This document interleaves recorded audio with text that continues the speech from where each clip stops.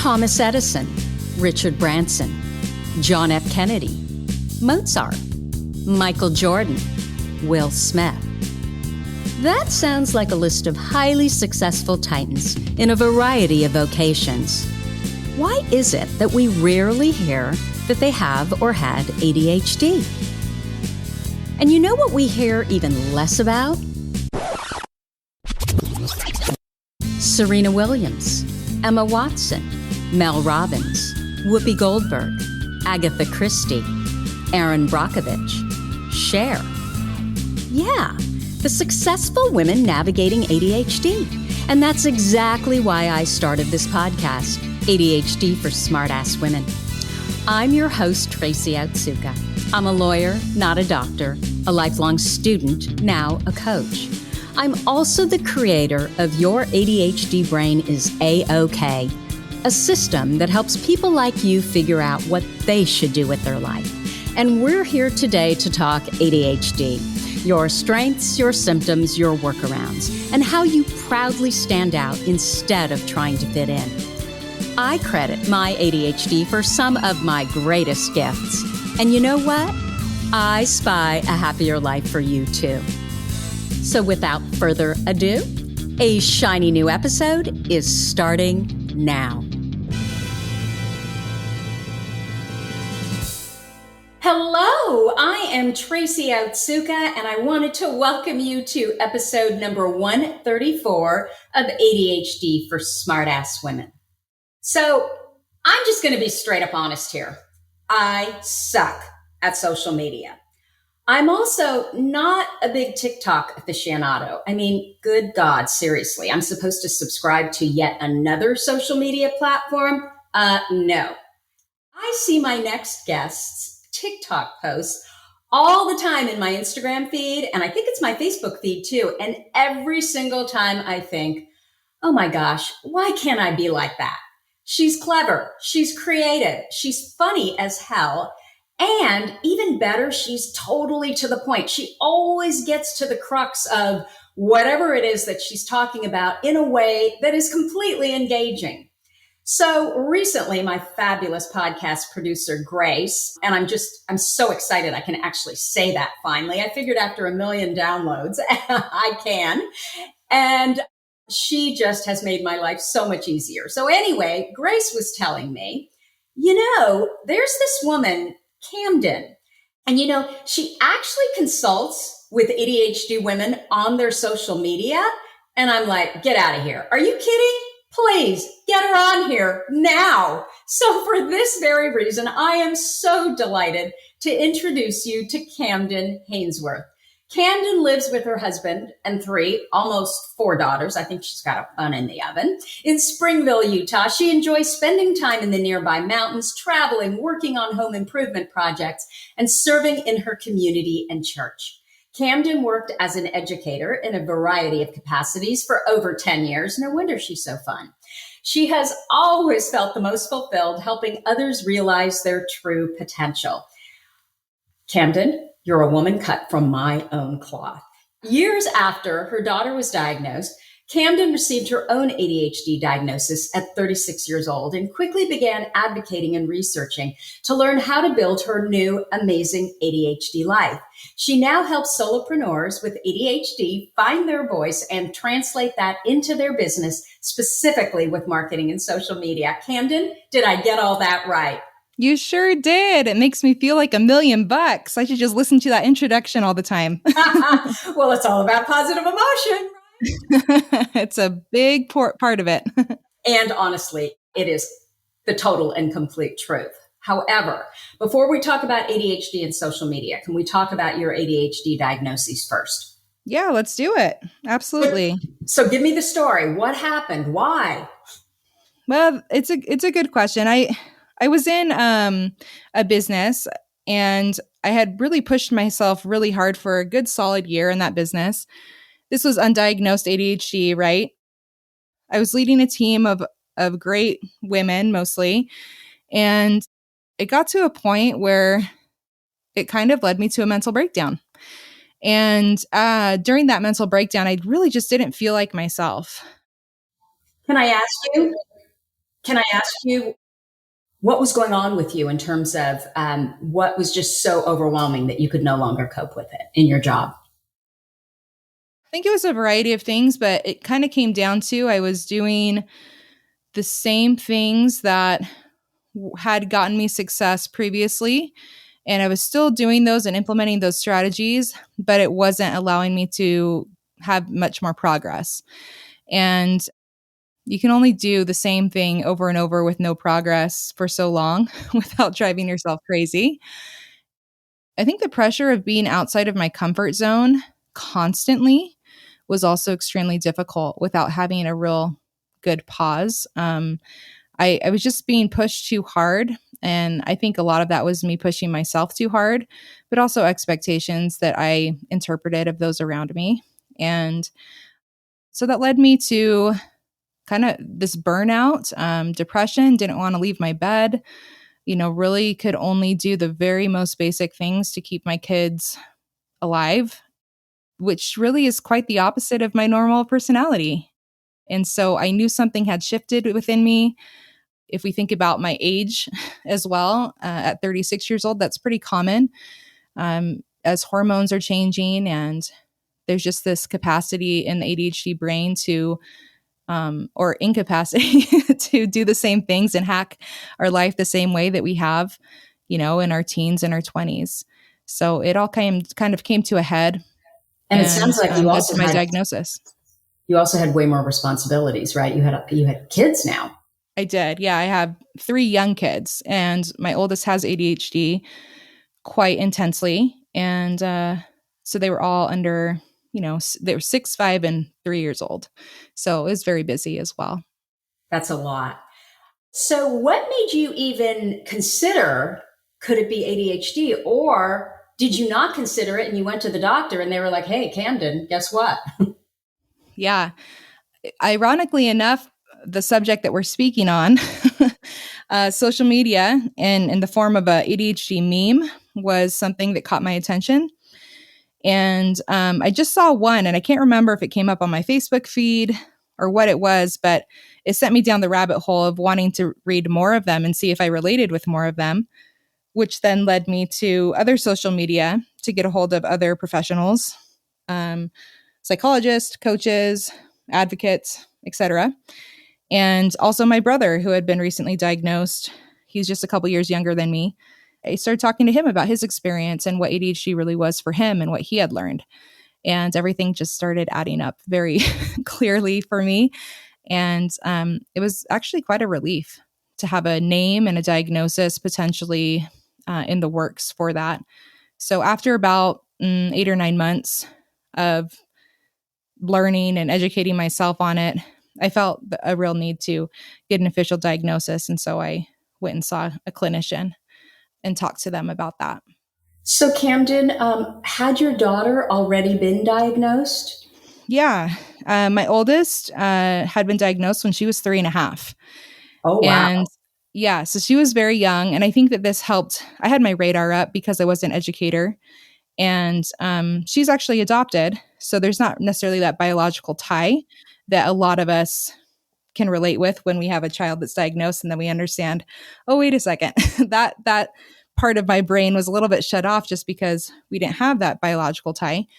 But it is really amazing to learn more about my own ADHD and thereby be able to help her understand hers now, and vice versa, of course. Absolutely. And I think the statistic is that 46% of kids who are adopted have ADHD. So it's quite high. Isn't that so interesting? And it makes sense, right? I mean, if you're struggling, you can understand how you would get yourself into situations that would lead to, having a child who's adopted, basically. Yep, absolutely. Yeah. And thankfully, I actually know my daughter's birth mom. And so that really does help me understand her personality and, her genetics. So that is an advantage that I do have, is understanding, okay, this, the apple in the tree scenario.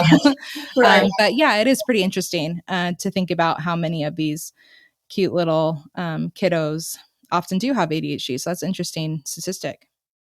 So once you knew it was ADHD and you had the benefit of hindsight, What are some of the symptoms that you always wondered about, but now you recognize them as clearly ADHD? Isn't this part so fun? I love this part because it just starts putting, it's like a dot to dot coloring book. You just, oh my goodness, you start to put together this bigger picture. I was quite a shy young child. I was, No. yeah, which is Really? hilarious. Yeah. Oh. I remember being glued to my mom's leg.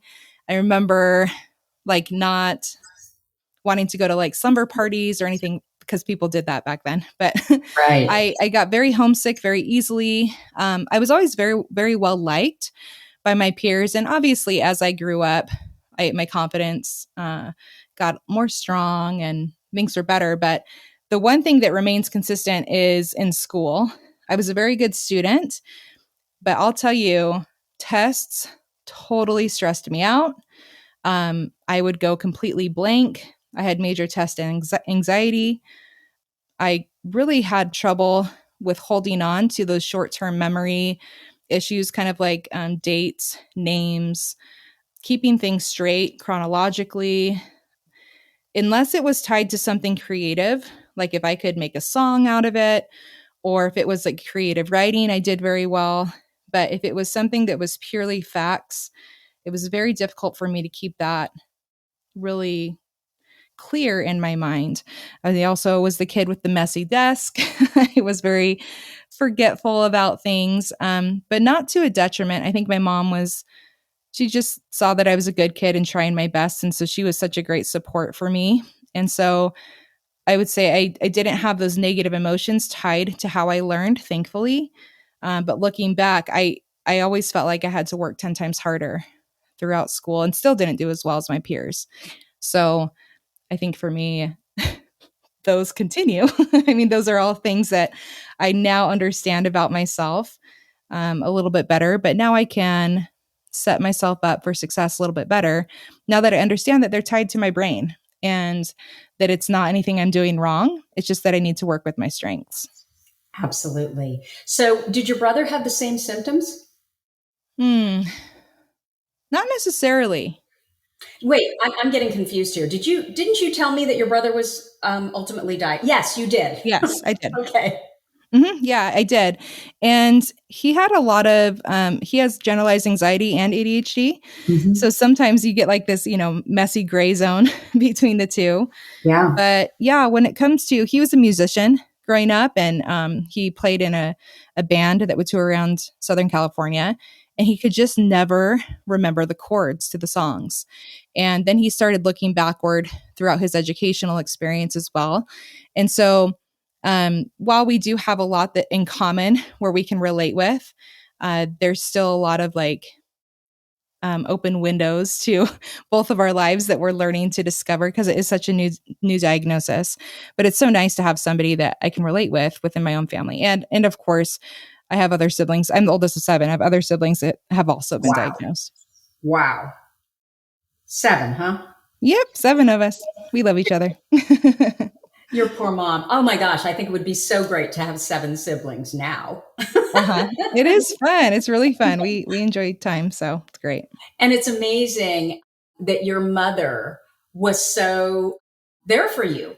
I mean, with 7 kids, you could see that you would just sort of maybe go off on your own and, but it sounds like part of the reason why you've come out on the other end of ADHD so well, I'm sure, is because of the support of your mother. And with 7 kids, man, I take my hat off to her. Good, because she's amazing.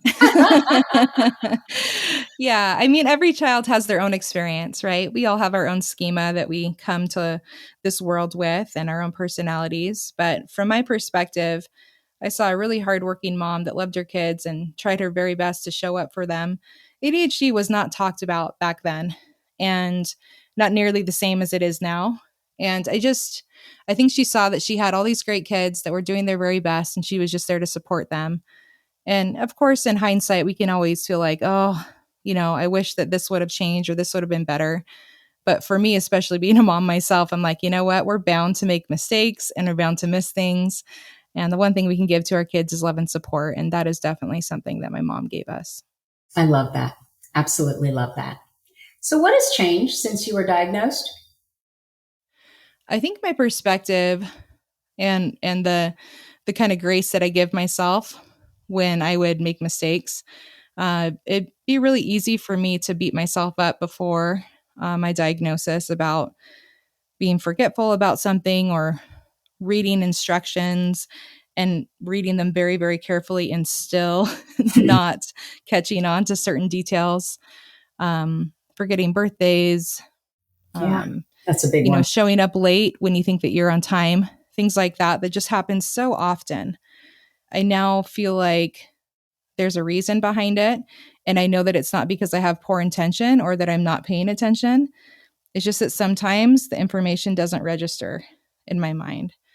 And I've also realized that if I surround myself by the right kind of people that understand the person that I am, understand that I am responsible, that I am on top of it, that I can be trusted, that those minor details, they don't impact their life exactly the same as they would if we surround ourselves by people that are negativity spreaders and not understanding.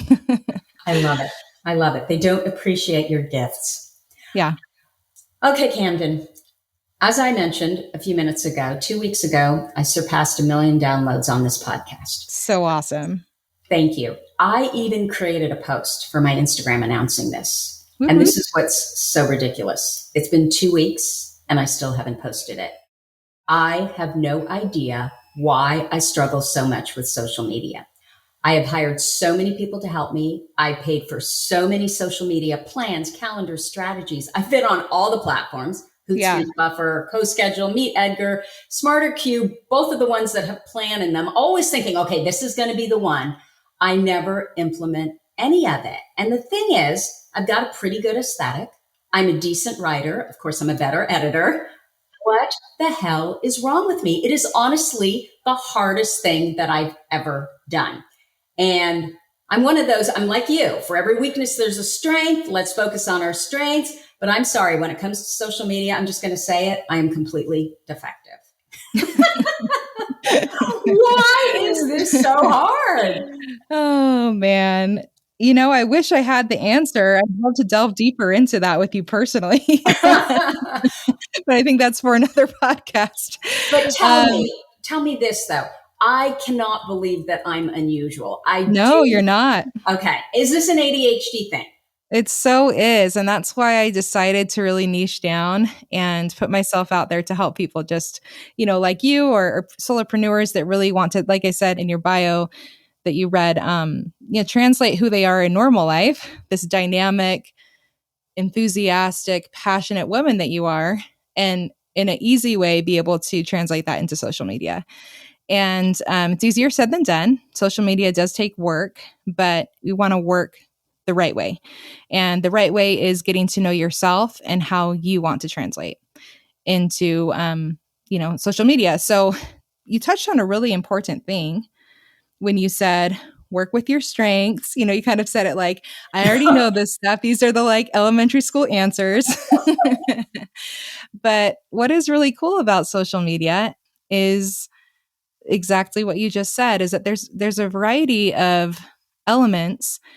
Let's just take Instagram, for example. We have stories, we have lives, we have IGTV, we have reels, we have posts, we have your bio. There's a variety of ways that you could find your little niche, find your happy place in there, and just really focus on that. And then the other things are just kind of icing on the cake.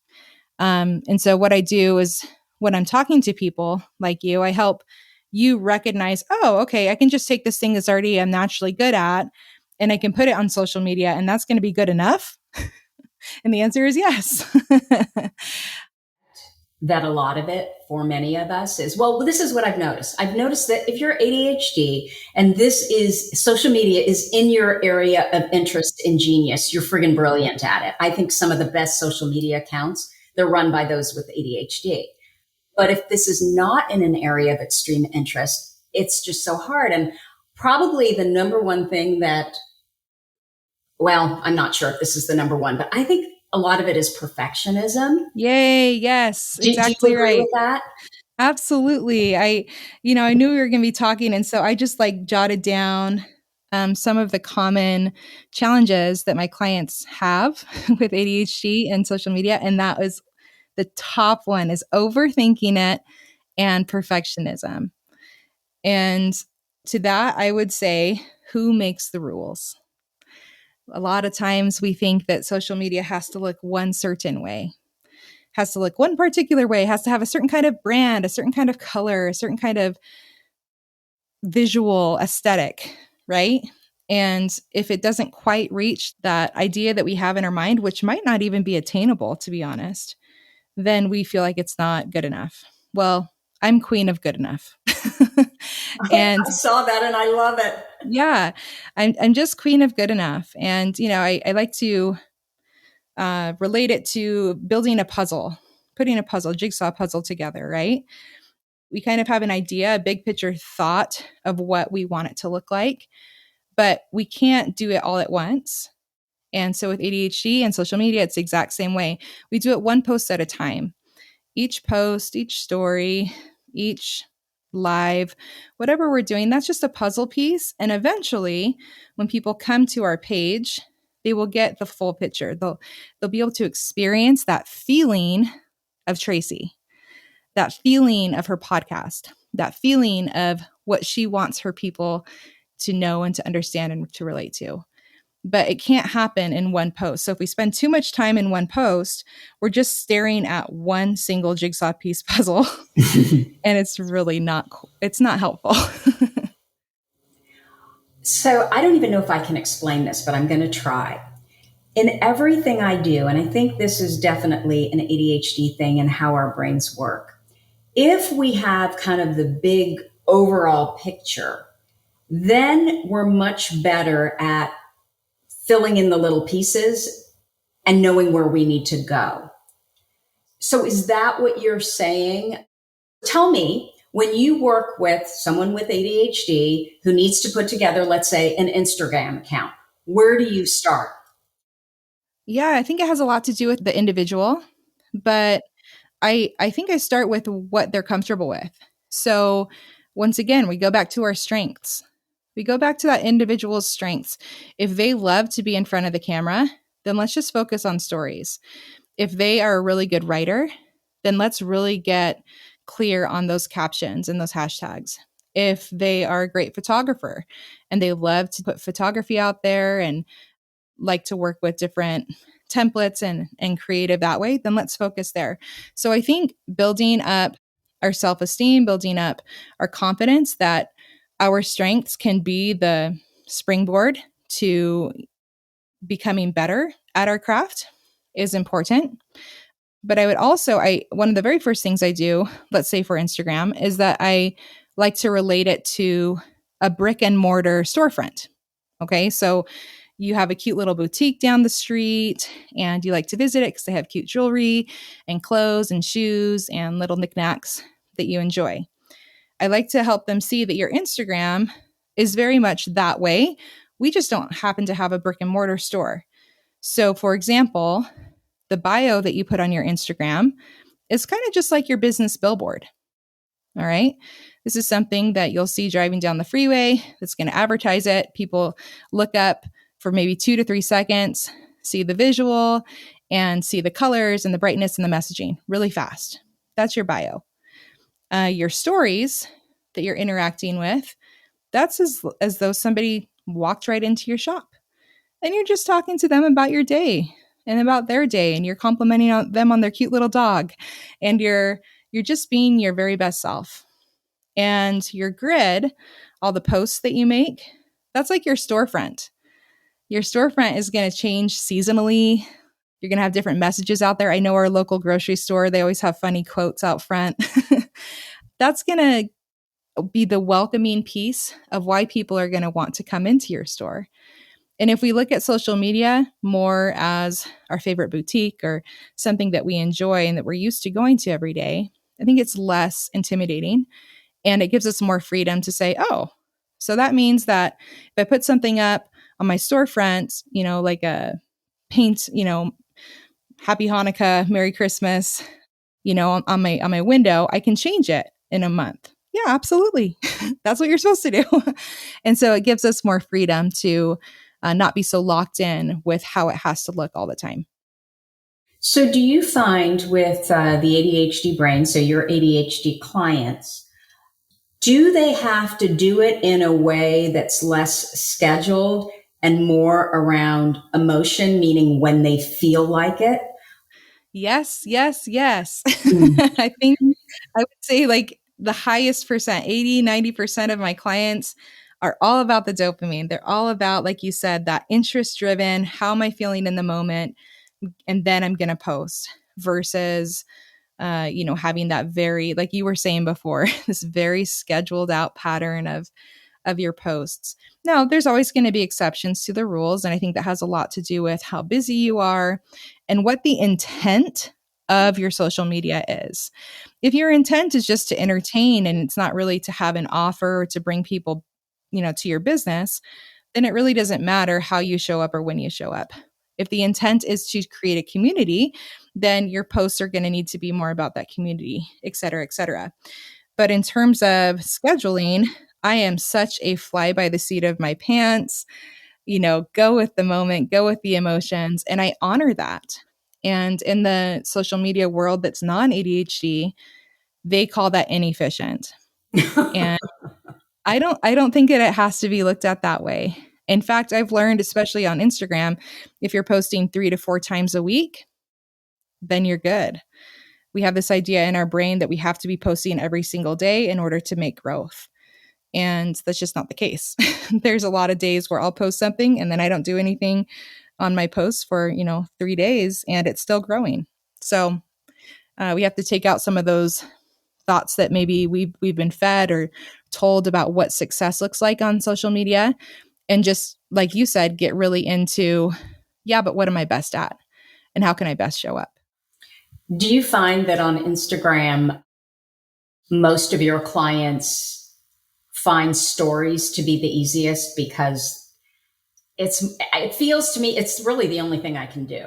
Mm-hmm. Because it feels to me like, and I'm not as good as I used to be on it. I used to really be good about, just silly things like if I was out in the garden and, gardening, I would take images of all these heirloom roses I had just, cut. Bumblebees, making not honey, but simple syrup from the lavender, things like that. I was really good at actually. But then, of course, it kind of fell by the wayside. But I just found that, or I find that stories, because they are more of that sort of impromptu and they don't require all the text. I think it's all, as we're sitting here talking, I think what it is I really struggle with the Instagram feed. So is that what it's called? The posts? Yeah, your feed. Uh-huh. Yeah. Or your And grid. I think it's because of the copy. And when you look at really good Instagram feeds, they just have this amazing copy. And I'm a good, strong writer, but it is just, impossible sometimes for me to get myself in front of my computer and start to write. Totally. Yeah, I think that I would say it's about half and half. A lot of the people that I work with, they are really uncomfortable being in front of camera. And so gaining that confidence in order to be vulnerable in front of something that doesn't seem like is real. It's not a person. We're very good at connecting with people in general, I'd say, as ADHDers. But yeah, that comfort level, I think, changes. However, having said that, everyone that has really pushed themselves into the stories arena, they don't get off. Like they love them until, of course, their dopamine shifts to another area, or their interest, shifts to another area. And once again, that's the beauty of social media, is that there are a variety of ways that we can be engaging. And it's really fun to see people start to come out of their shell. And now with things like Reels and videos and IGTV, it takes it to the next step where you don't have to be as worried about the copy, like what you're saying, because that's the part I hate too. And I would consider myself a good writer as well. But I think that's the problem, right? Is we think it has to be perfect. And even when you were speaking, Tracy, you said, oh, I look at these really professional accounts and the copy is just always amazing. Well, I would challenge that thought, honestly, because I see a lot of really great posts and all it is a very simple quote or a beautiful photo with a very basic line. And, it hasn't taken them very long, but it made a big impact. So just challenging those thoughts of what it has to look like and shifting it into what do I want it to look like? What do my people want to experience? How do they want me to show up in their life? And most ADHDers do not want to read a long caption. Oh my God, that is friggin' huge, Camden. You're absolutely right. It's short, sweet, and to the point. That's what we're looking for. Exactly. Yep, you got it. Okay. Giving yourself that permission. Thank you. Thank you so much for that permission. Yeah. So on stories, can you grow an account on using primarily stories if that's pretty much your focus on, say, Instagram? Yes. You can. Yes, ma'am. Yeah, absolutely. In fact, if most people that are on Instagram these days, they have found are in stories. They're not nearly as much on that grid. And so that's where I actually encourage people to be engaging daily, even if it's one story. Mm-hmm. Even if it's, each story is 15 seconds. And as ADHDers, we're very long-winded. And so, by the time you know it, you've done 4 and you have a minute-long story. Mm-hmm. And I just say, hey, put like an engaging question at the end. Say, what are you doing this weekend? Or how has ADHD impacted you positively this week? Put a question at the end, or what do you like? Red roses or pink roses? Whatever it is, that's going to boost your engagement for your business, because that's what we're talking about right here. Entrepreneurism is going to boost your engagement. People are going to get to know you. Remember, stories are that open door. They've come into your storefront. They've come into your little boutique, and they're going to get to know your personality in a variety of ways. And that is exactly where the algorithm is doing very well in terms of Instagram, but also you are building that relationship of trust with your audience and with your future clientele. One other question on stories. Does it make a difference to put a hashtag on there? Does it actually work with hashtags, or is that more for the feed? The answer is yes. You can put hashtags in there and it can boost it, but I really don't worry so much about that. I'm much more into tagging people that are appropriately tagged, so don't spam tag. But I don't do that either. I just feel like, oh my God, I can't do that to people. That's silliness. Bless you. But if someone's really inspired you, right, and you're talking about how they've inspired you, maybe they're an author, a podcaster, and you tag them, a lot of the time that gives them opportunity to also share, which then opens up your community because they want those testimonials, right? If somebody's talking super positively about your podcast here and you're just like, oh my goodness, I learned so much about this, that's the kind of testimonial you want to put on your story and share. So in those occasions, that's building community. Oh right? My God. You're so, because I use those all the time. Half the time I miss them, where it's like, oh, yeah, crap, what was that, Yeah.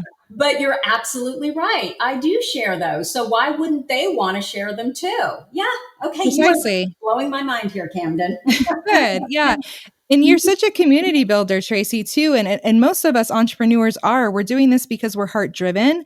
Whatever passion project has then turned into our business, right? So by honoring that that's the value of why we started our business in the first place, is to impact people. How would we naturally do that? We'd say, oh my goodness, you have got to go try out the cute little ice cream shop down the corner. Their chocolate ice cream is incredible. They do something special with a crumble on top, right? That would be a very normal conversation we'd have as somebody was coming into our store. Yet we shy away from being that normal and that vulnerable and having that normal conversation in our stories, when really that's going to build your community. It makes you relatable. It makes you real. And it also helps your algorithm in Instagram grow. So there's lots of positives going for you. You are absolutely right. I mean, I just think of something like Instagram or social media so differently, like I'm bothering people and I'm, I'm just always in their face. And yet, if I'm a raver, but I'm also the opposite. If something goes wrong, you're going to hear about it, right? I don't do it in a rude way, but I'm very direct. But when I believe in something, I just can't shut up about it. I'm probably a little irritating, and I don't do that on social media because I'm always worried about, oh, I'm just going to bother them. I'm going to be in their face again, and I don't want to be. That's a very normal feeling too, Tracy. And that's why, and I think it goes back to that perfectionistic mentality. But if you remember, this is a gift we're giving people, and they can fast forward right through your rants if they want. Like they don't have to listen to it. In fact, most people that aren't interested, they just keep fast forwarding. Mm-hmm. They just keep pressing through those, and they're not even offended by them because they're just looking for what's going to resonate with them. And those right people that want to hear your rants, that want to hear your passion, they're going to stay there, and then they're going to want to stay. So it's all the perspective that you have on it. Most of the time when we want to have that fast forward button in real life, well, now we're gifting them with one. Yeah. No, I never connected it and really saw that, oh, why is this any different than how you would act in real life? And that is probably my biggest problem, is that I am not acting like I would act in real life, because you don't know and that was my big thing with video, and probably a lot of your clients who are, worried about getting out in front of a camera. I spent a whole year learning everything I could possibly do about live video. The thought of not knowing who was out there, it just freaked me out. And finally, I worked with a woman, Sandra Centurino, who is fabulous at getting women specifically really comfortable in front of video. And I worked with her, and I think it was day 2. And I was like, you've got to be kidding me. This is fun. This is no big deal. And for a whole year, I had made such a big deal about it. And it's the same thing, right? Where you're posting all the stuff. You don't know who's on the other end. You don't want to offend people or upset people. And that's ridiculous. We're ADHD. We just need to be who we are and not worry about all that. And like you said, the right people will show up. And the other people will walk away or say something nasty, but you'll live.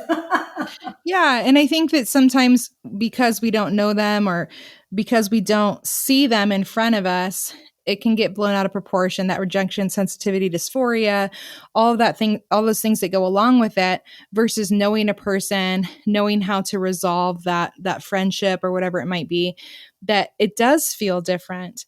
But what's helped me personally, and I don't know if this will help other people, is that I show up as Camden every day in my tangible life. And if I can show up as her in my online life the same way, I don't have to compartmentalize those. Most of the time, 99% of the time, people are going to see me as I am. And I hope that that's somebody that's trustworthy, that's kind, that's loving, that's passionate. But every so often, I'm going to offend someone, even in my normal life.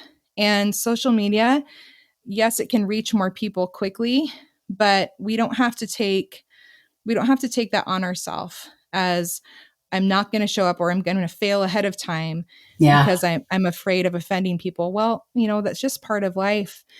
Think of how many people you could impact by just being yourself positively. Absolutely. Okay, I've got another question. How important is engagement? As I was saying, I just feel like I'm on all these platforms and I get so much incredible feedback, right? Emails and text messages, and I really struggle to keep up. So typically when I'm responding back, it's like 2 days later because that's how long it takes me to see it. That's awful, right? No, not necessarily. I think, Tracy, that you just get to look at where you are in your business and where you feel like, where's the energy need to go in order for the momentum to continue to flow, right? And if you feel like, you know what, it's time for me to really start to build up my Instagram community more, I'm going to put a little bit more of my eggs in that basket, then that's your choice and you get to own that choice. But if the podcast itself is where you feel the most comfortable and you every so often, like you said, even if it's 2 days later, get back to these people, doesn't make you any less of engaging. Now, maybe for the algorithm per se, but that's your life and you get to choose it. And I think that's another thing, is this expectation of what it means to be successful on social media. I have about 125,000 followers on TikTok. And sometimes when my videos go viral, I can come back a half hour later and have 200 comments. Well, oh my gosh. I'm a mom of 3 who's very tired and pregnant at the moment. And I don't have time to be away from my children to respond to all of those. So what I've decided to do is every time I get onto that app, I just go ahead and I respond to a couple of them, 1 or 2 that catch my eye, and I just go back and I respond to them. And I know that for those people, it will be meaningful. And no, I would say in your DMs, right? The messages that are directly to you. If there's somebody that's new or somebody that's in need, then you get to it when you can, but you know that that's because you care. You're honoring your boundaries. You're honoring your family and your values. It's not because you don't not care about them. So, yeah, I think just own however you want to show up on social media. Now, on the flip side of that, for those people who want to know how to engage with the algorithm, yes, I would say 10 to 15 minutes before you post something, that you get on your feed and you start answering questions, you start engaging, liking things, commenting, and then go ahead and post, and then do that for a few minutes afterward and be there for those comments that are coming through. But that's for the people that are really looking to start growing on their Instagram. Whereas you are very well established and you have multiple platforms that you're already on, that's stress, and that it's just unnecessary. Well, thank you. Okay, I have one last question. Your TikTok. Yeah. How much work is that? You make it look so effortless. It always looks like you're having so much fun. Is that in fact the truth? It's easy for you. It's fun. Do you ever sit? I'm doing exactly what an interviewer should not be doing, which is ask one question after another. No, you're good. I'm feeling it. But I'm wondering, do you ever sit back and go, oh crap, I got to post on TikTok? Or is it just, you just always love it? It's easy for you. Oh, heavens no. It is definitely work. It is definitely work. When I first started out, I was really excited about it. My brother introduced me to it. The same brother that has ADHD, he has his own platform as well. He's like, you've got to get on this. And we both have performance backgrounds. And so it kind of made its way into it, because TikTok, you can follow trends that are dancing or being goofy, or, that was actually very interesting to me and fun. And so at the beginning, I was posting 2 to 3 times a day for about 9 months. Isn't that crazy? Yes, but it's so hyper-focused, isn't it? It is. Yeah. So I would say during that time, it was a lot of fun. It did take up a lot of time. Each one probably, ranged from anywhere from 10 minutes to 2 hours. So it just depended on, what we were doing. I was also learning a lot about my own ADHD. And so it was a joy to share and to make content based upon what was new to me. It was such a joy. It was such an interest-driven activity. Once my business started getting off the ground and I was able to help more people, and even more so when I got pregnant and was exhausted and sick, it then became a lot of work. And so I actually backed away from TikTok and started working more on Instagram, because there was less editing. I could do more in my stories. I could do more with sitting down and taking time just typing a quote out. And so that's where I say it's kind of nice to have a couple irons in the fire, but just focusing on the one where you want to drive traffic and where you want to give value the most. But it's nice to have the switch back and forth. I love TikTok. I think it's a lot of fun. I think it's an incredible platform. I think the algorithm really can reach the audience that you're looking for in a very powerful way that's different from Instagram and other social media platforms. But don't fool yourself, you guys. It does take time and work. So do you ever sit there and go, oh God, what am I going to post today? Or do you always have an idea of what you want to create? No, I don't always have an idea of what I'm going to create. That's usually when I will go listen to a podcast, or I'll go read an article, or I'll go get inspired somewhere, or I'll just say, meh, I don't want to do this today. And that's where that permission comes in, right? I guess it's easier for me to say that now that I've really put in the work. And, that's normal when you're posting 2 to 3 times a day, you have a community. It gives you a little bit more flexibility in your growth on social media. However, we always have the choice. So if you just want to put something out there, you're brand new at Instagram, brand new at TikTok, it's better to get something out there than nothing, in my opinion. But make sure that that's something there, that you don't give yourself a guilt trip about it, that you find some kind of value there for it, or else you're just going to get lost. You're going to get lost in the drama of social media. So basically, you're telling us what I believe is true, frankly, for all ADHD brains. If you're not having fun, if you're not in positive emotion, and you're on a social media platform, forget it. We need to be in positive emotion in order to make anything work. Yeah, that's where our authentic selves show up. You're exactly right, Tracy. Yep, we could force ourselves to do things, but people will see right through it, especially if your audience is for ADHD, because we are very tuned into that, I think, a lot of the time. I completely agree. Empathetic. So, Camden, what are the ADHD traits that you feel are responsible for your success? Ooh.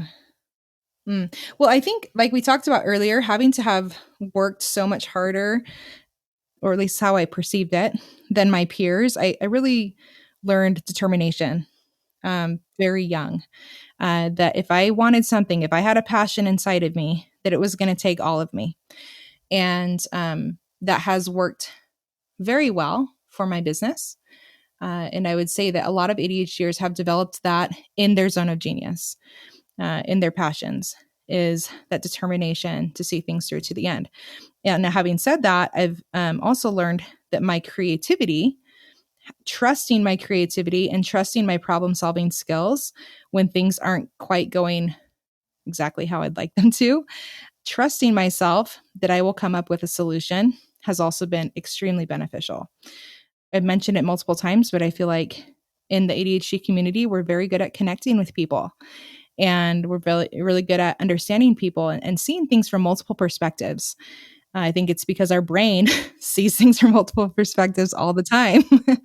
And so getting to know humans that way, getting to know other people's strengths, and seeing that we don't have to have the right answer, that we can take experience and knowledge and expertise from others and apply it to our life and be in our creativity, I think has been really awesome.